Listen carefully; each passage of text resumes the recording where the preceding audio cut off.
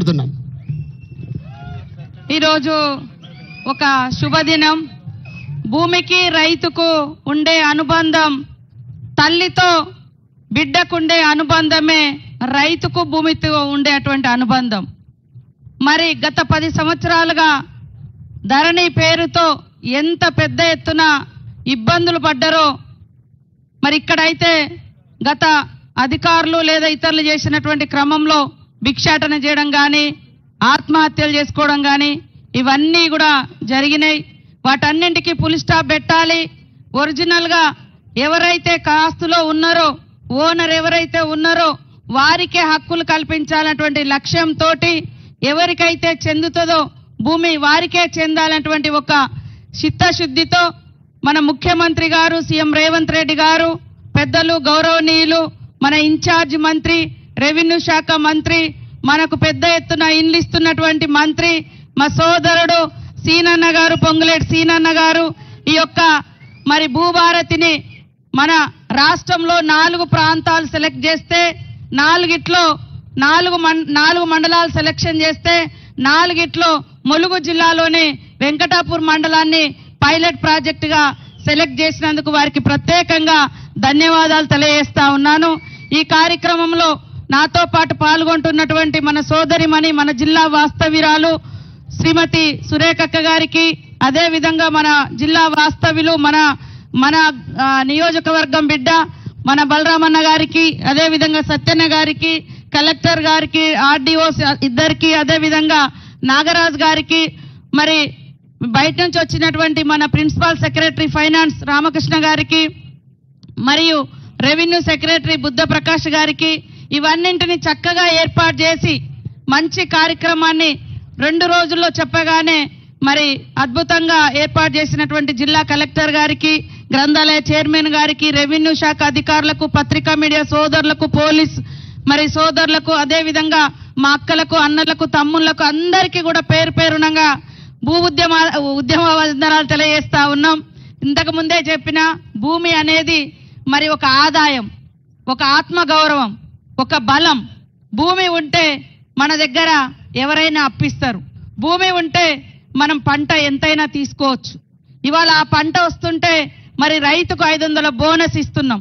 అదే బోనస్ ద్వారా కొన్న వడ్లను ఇవాళ బియ్యం పట్టించి పేదింటి బిడ్డలు ఒక్కరి పేరు మీద 6 కిలోలు ఇస్తే మినిమం ఒక్క మనిషికి 300 రూపాయలు సన్న బియ్యం మీరు బయట పెట్టి కొనుక్కుంటే ఈ రోజు ఫ్రీగా మన ప్రభుత్వం ఇస్తుంది. ఇట్లా భూమి అనేక రకాలుగా మనకొక మరి ధైర్యం. కాబట్టి ఈ ధైర్యాన్ని ధరణి పేరుతో గత 10 సంవత్సరాలలో దగా చేయడం జరిగింది. ఇందాక ఒక రైతు చెప్పిండు, నా భూమి ఉండే ఆయన చేతిలో నేను చూసిన మరి వైఎస్ఆర్ గారి గవర్నమెంట్ లో ఇచ్చిన పట్టా కూడా కనబడుతుంది. తర్వాత గత ప్రభుత్వం ఇచ్చిన పట్టా ఉంది. తర్వాత దాన్ని నెంబర్ రద్దు చేసి ఇంకోవరి పేరు ఎక్కిచ్చేసిరాడు.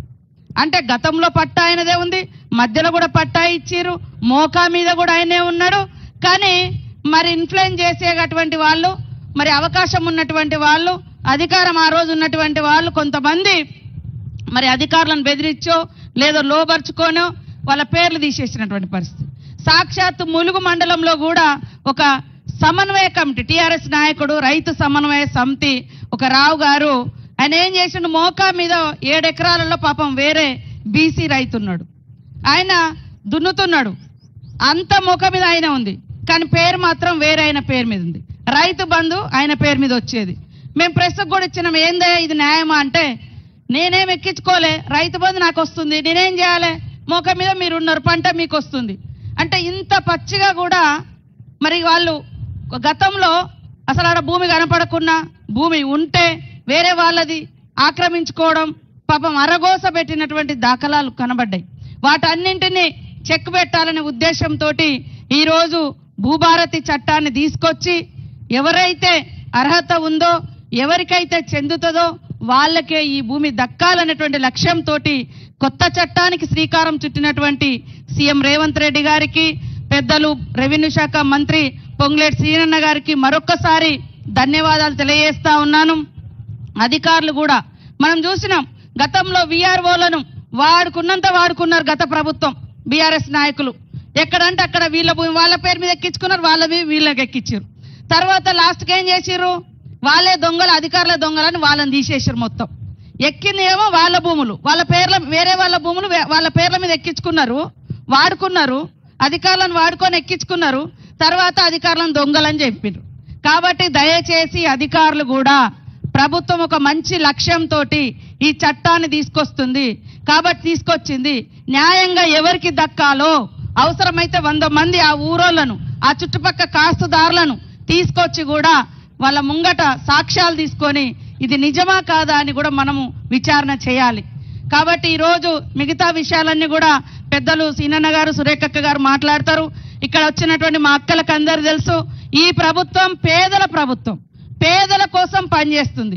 మేము ఏమేం పేదల కోసం తీసుకొచ్చినామంటే, మరి ఎర్ర బస్ ఎక్కేది పేదలే, పేదింటి ఆడబిడ్డలకు బస్ ఫ్రీ పెడితే వ్యతిరేకిస్తున్నారు బీఆర్ఎస్ వాళ్ళు. పేదింటి బిడ్డలు కూడా సన్న బియ్యం తినాలని సన్న బియ్యం పంపిణీ చేస్తే వాళ్ళు కళ్ళలో నిప్పులు పోసుకుంటున్నారు. పేదింటి గుడిసెళ్లలో ఉచితంగా ఇళ్లలో కరెంట్ ఇస్తే అది తప్పంటారు.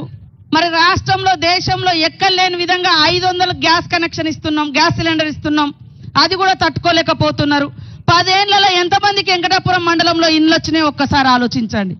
ఈ రోజు మరి పెద్ద ఎత్తున ఇండ్లు కూడా శాంక్షన్ అయిన, నిన్న మొన్న ఫైనల్ కూడా చేయడం జరిగింది. ముఖ్యమంత్రి గారు, మంత్రి గారు, మరి రెవెన్యూ మన ఇందిరమ్మ ఇండ్లు కూడా ఇచ్చేటువంటి హౌసింగ్ మంత్రి గారు కూడా మన ఇన్ఛార్జి మంత్రి పొంగులేటి సీనన్న గారే. ఫస్ట్ పేదోళ్ళకే ఇయ్యాలి, తప్పకుండా ఈ 3-4 సంవత్సరాలు అందరికి ఇల్లు ఇస్తాం, కానీ ఫస్ట్ ఆకలయ్యేటోళ్ళకే అన్నం పెట్టాలనేటువంటి లక్ష్యంతో, గూడు లేనోళ్ళకే ఇల్లు ఇవ్వాలనేటువంటి లక్ష్యంతో ఇల్లులు కూడా ఇవ్వడం జరుగుతూ ఉంది. రైతు పంట పండిస్తే బోనస్ ఇచ్చడం జరుగుతూ ఉంది. రైతు రుణమాఫీ చేయడం జరిగింది. గుంట కూడా భూమి లేనటువంటి వాళ్ళు రోజు 100 రోజుల పని పోతే వాళ్లకు సంవత్సరానికి 12,000 రూపాయలు ఇవ్వడం జరుగుతూ ఉంది. ఇన్ని పథకాలు గతంలో ఎన్నడూ కూడా లేదు. ఇవాళ నీ భూమే కాదా తెలియదు, నీ భూమి ఇంకోటి పట్టా చేసుకుంటే చాలు, వాళ్ళ 100 ఎకరాలున్నా 500 ఎకరాలున్నా వాళ్ళ ఖాతాలలో రైతు బంధు వేసినమనేది, కానీ ఒరిజినల్ గా మోక మీద ఎవరున్నారో కూడా వాళ్ళు బయటకు తీయలే. కాబట్టి అవన్నింటిని కూడా ఇవాళ బయటకు తీసే లక్ష్యంతో మరి ఈరోజు న్యాయంగా ప్రజలకు దక్కాల్సింది దక్కాలన్నటువంటి లక్ష్యంతో ఈ యొక్క కార్యక్రమం ఇక్కడ చేయడం జరుగుతుంది. ఖచ్చితంగా కాంగ్రెస్ ప్రభుత్వం అంటేనే పేదల ప్రభుత్వం, పేదల సంక్షేమం గురించి ఆలోచించే ప్రభుత్వం. అధికారానికి వచ్చిన సంవత్సరంలోనే 59,000 మందికి ఉద్యోగాలు ఇచ్చినాం. వెంకటాపురంలో కూడా వచ్చినాయి. ఊరూర్ల 5గురో 4గురో 3గురో దాదాపుగా ములుగు జిల్లాలో 400 మందికి ఉద్యోగాలు వచ్చినాయి. పోలీసు కానీ, కానిస్టేబుల్, ఇతర టీచర్స్ కానీ, ఇతర కానీ. గతంలో ఉద్యోగాలు కూడా లేవు. మా అక్కలకు గతంలో పావులా వడ్డీ అని చెప్పారు, 3,500 ఎగ్గొట్టిపోయారు వాళ్ళు. 3,500 కోట్లు ఇయ్యలేదు వడ్డీ మీ డబ్బులు. కానీ ఈరోజు మొన్ననే మేము వడ్డీ డబ్బులు కూడా మీకు వడ్డీ లేని రుణాలు కూడా ఇవ్వడం జరుగుతూ ఉంది. మహిళలకు బస్సులలో ప్రయాణం చేయడం కాదు, బస్సు మీద హక్కు ఇచ్చినాం ఉచితంగా. మరి సోలార్ విద్యుత్ ఇస్తా ఉన్నాం. ఇక్కడే కోళ్ళ ఫార్మ్స్ పెట్టుకున్నారు, గేదెల ఫామ్లు పెట్టుకున్నారు. అనేక రకాల బిజినెస్లను కూడా మనం స్టార్ట్ చేయడం జరిగింది. కాబట్టి ఈరోజు ఇంత పెద్ద ఎత్తున వచ్చిన మీ అందరికీ మరొకసారి ధన్యవాదాలు. ఆలోచించండి, ఎవరు ప్రజల కోసం ఆలోచిస్తున్నారు, ఎవరు దోచుకున్నారు. ఒక్క ధరణి పేరు మీద వేలాది ఎకరాలు కొన్ని కుటుంబాలు, అధికారంలో ఉన్నటువంటి ఆనాటి అధికార పార్టీ నాయకులు ఎట్లా ఆక్రమించుకున్నారో తొందరలోనే ఒక్కొక్కటి బయటికి వస్తుందని కూడా ఈ సందర్భంగా తెలియజేస్తూ ఈ కార్యక్రమాన్ని మంచిగా నిర్వహించినటువంటి కలెక్టర్ గారు, ఇతర అధికారులకు, అశేషంగా తరలి వచ్చిన మా సోదరులకు, సోదరిమణులకు అందరికీ కూడా పేరు పేరున హృదయపూర్వక నమస్కారాలు, ధన్యవాదాలు. జై రైతన్న, జై రైతన్న, జై రైతన్న. ధన్యవాదాలు మేడం. ప్రభుత్వ ఉద్దేశాన్ని